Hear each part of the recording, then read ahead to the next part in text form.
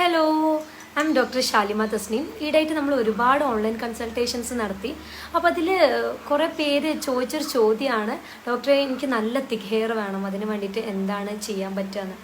ഞാൻ ചോദിക്കുക, എന്താണ് നിങ്ങൾ ഓൾറെഡി നല്ല ഹെയർ ഉള്ള ആളായിട്ട് ഇപ്പോൾ ആ ഹെയർ പോയതാണോ, എന്താണ് സംഭവം ചോദിക്കുമ്പോൾ അല്ല, നാച്ചുറലി എനിക്ക് ഹെയർ കുറവാണ്, ഇനി ഒരുപാട് ഹെയർ വരുത്താൻ വേണ്ടിയിട്ട് എന്താണ് ചെയ്യേണ്ടതെന്ന് ചോദിച്ചു കഴിഞ്ഞാൽ, നമുക്ക് ഒരു പരിധി വരെ നമ്മളുടെ സ്കാൽപ്പിലുള്ള ഹെയർ ഫോളിക്കിൾസിന് നമുക്ക് സ്റ്റിമുലേറ്റ് ചെയ്യാൻ പറ്റും, മസാജിലൂടെയും അങ്ങനെയൊക്കെ ആയിട്ട് നമുക്ക് സ്റ്റിമുലേറ്റ് ചെയ്യാൻ പറ്റും.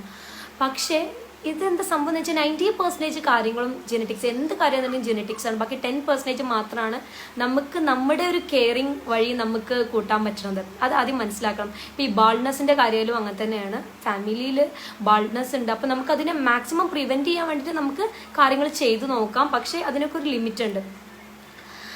പിന്നെ വേറെ ഹെയർ കെയറിനെ പറ്റിയിട്ട് വേറൊരു കാര്യം പറയുകയാണെന്നുണ്ടെങ്കിൽ എങ്ങനെയാണെന്ന് വെച്ച് കഴിഞ്ഞാൽ, നമ്മളൊരു മരം അല്ലെങ്കിൽ ഒരു ചെടി നട്ടു, അപ്പോൾ ആ ചെടീനെ പിന്നെ നമ്മൾ തിരിഞ്ഞു നോക്കുന്നേ ഇല്ല, വെള്ളം ഒഴിച്ചു കൊടുക്കുന്നില്ല, ഒരു ഫെർട്ടിലൈസേഴ്സും ഇട്ട് കൊടുക്കുന്നില്ല, അങ്ങനെയാണെന്നുണ്ടെങ്കിൽ ആ ചെടിയുടെ അവസ്ഥ എന്തായിരിക്കും? അതുപോലെയാണ് നമ്മൾ കെയർ ചെയ്യാത്ത നമ്മുടെ ഹെയറിൻ്റെ അവസ്ഥ.